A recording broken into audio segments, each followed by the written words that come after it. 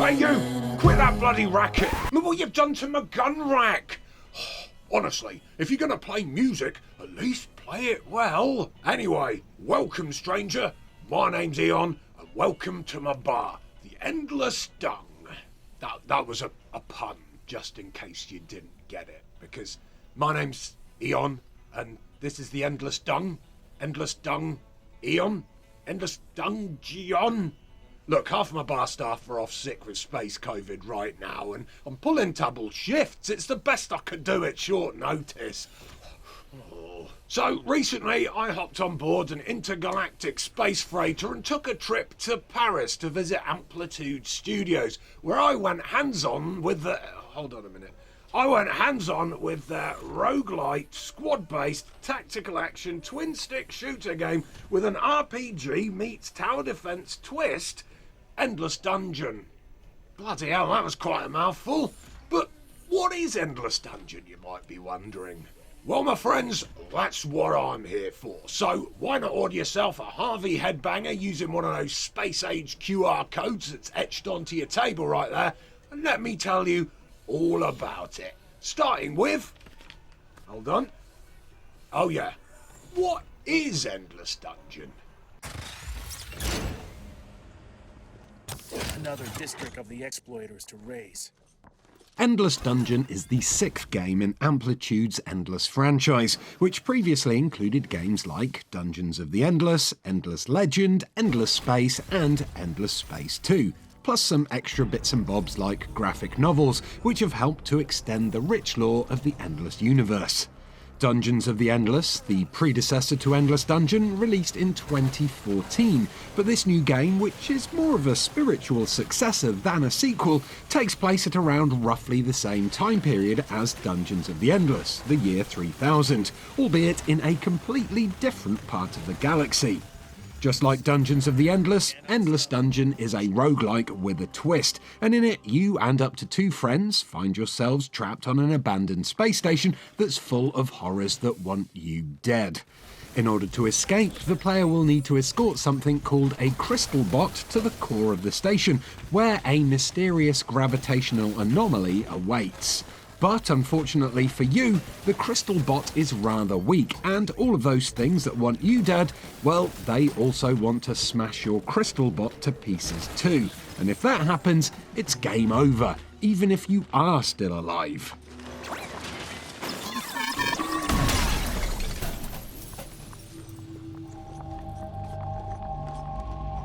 The further you delve into the dungeon, the more secrets, lore and treasures you'll uncover, and that sounds great.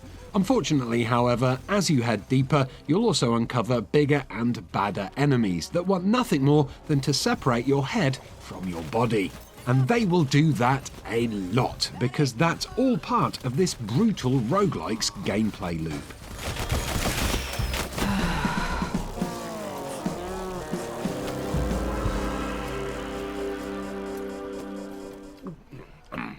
Okay, well, them's were the basics, but what exactly is the full gameplay loop of Endless Dungeon?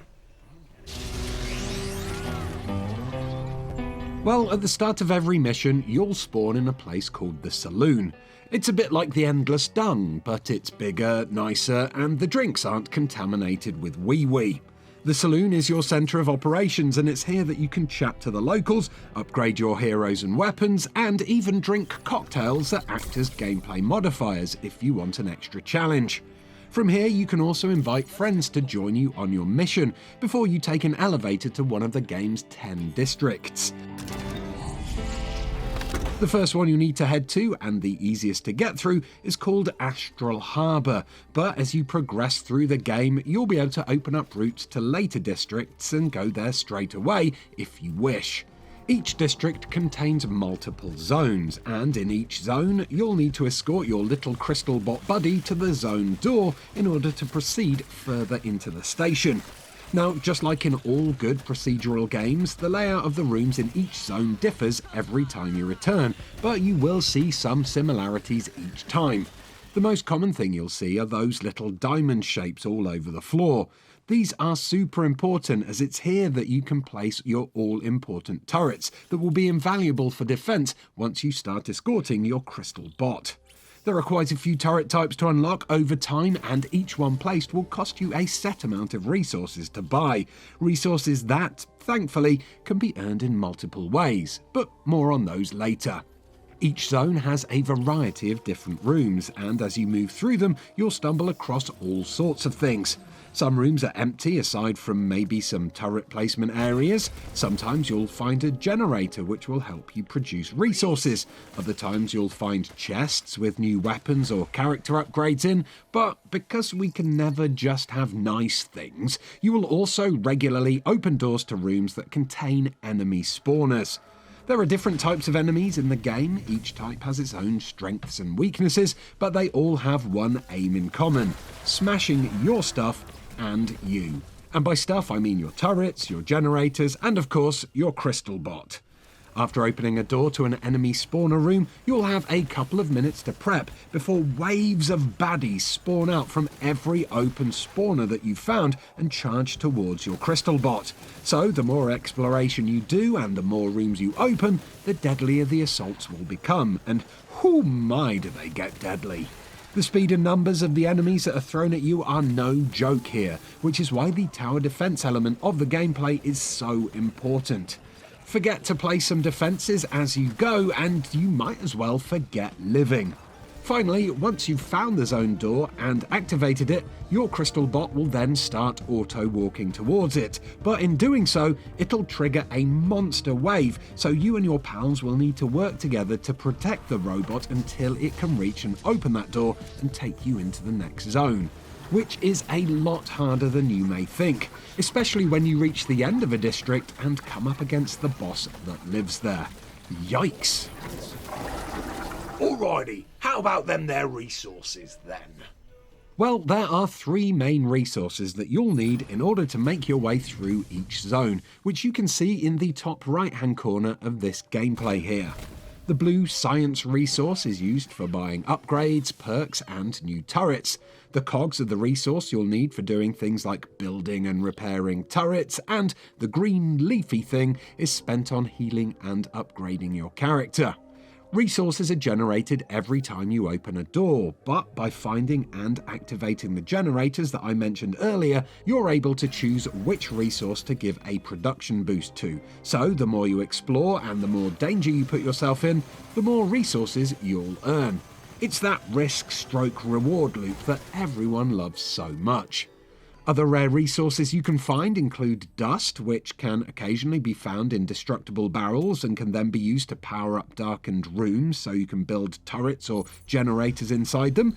And then there's scrap and cells, which act as currency for when you're back in the saloon, and you can use these for upgrading hero slots and guns, increasing heroes' power, opening up new areas of the saloon, and unlocking lore archives. So now we know how to get through the Endless Dungeon. What about who we're going to go through the Endless Dungeon with? When you first set foot in the saloon, you'll have 3 characters at your disposal, but there are 8 in total, each with their own specific abilities, weapons, and ultimates. To unlock new characters, you'll need to find them and talk to them in the saloon, and when you do that, they'll give you a hint on how to unlock them, which, for example, could be visiting a certain district and finding them within. Each character also has a set of quests that you can undertake in order to earn extra scraps to upgrade them, such as Fassi here, whose first quest asks you to complete the headquarters district with the crystal bot at full health, which is quite a challenge, let me tell you.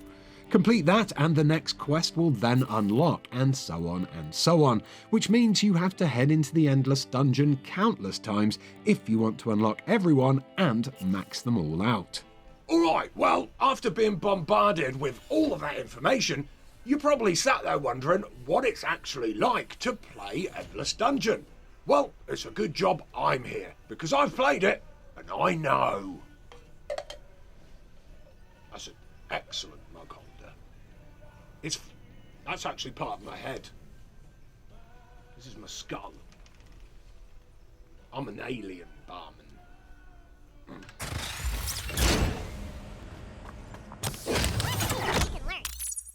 Now, I'd be surprised if you haven't been pretty confused when watching all of this gameplay, especially if this isn't the first you've heard of this game, because with all of the different mechanics going on at the same time, all the characters moving around and all the nasty enemies on show, this can all look pretty overwhelming, and to be honest with you, it is. There's a very steep learning curve here, and during our hands-on, we were thrown in at the deep end. We were fed a lot of information in a short period of time, and then we were left to try and fight our way through a couple of the districts.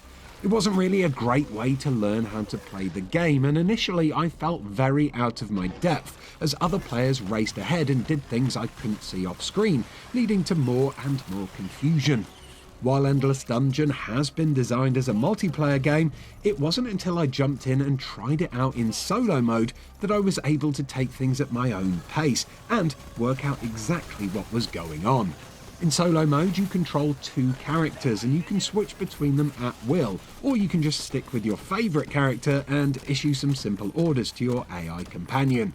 Once you start to understand the rooms and resource gathering mechanics, things get way more enjoyable. But due to the amount of strategic thinking involved in the resource management and turret placements, I do think people who just enjoy simple action roguelikes like Enter the Gungeon or Binding of Isaac may find this one difficult to get into, especially if you don't have a dedicated team to play with. While it is possible to play the game in solo, it is incredibly challenging to do it this way. And if you play with randoms, you then risk experiencing what I experienced. More knowledgeable players running off and doing things without you, leaving you on the back foot and more confused than you were in the beginning.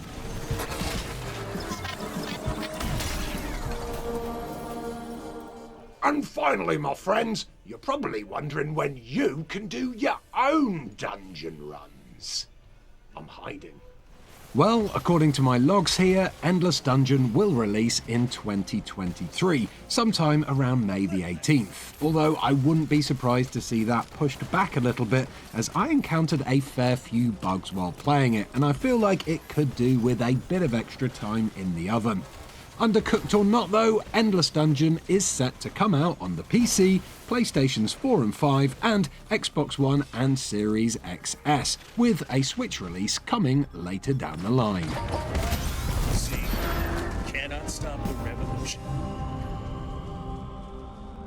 Although, considering this is actually the year 3000, that kind of means that Endless Dungeon came out around 977 years ago.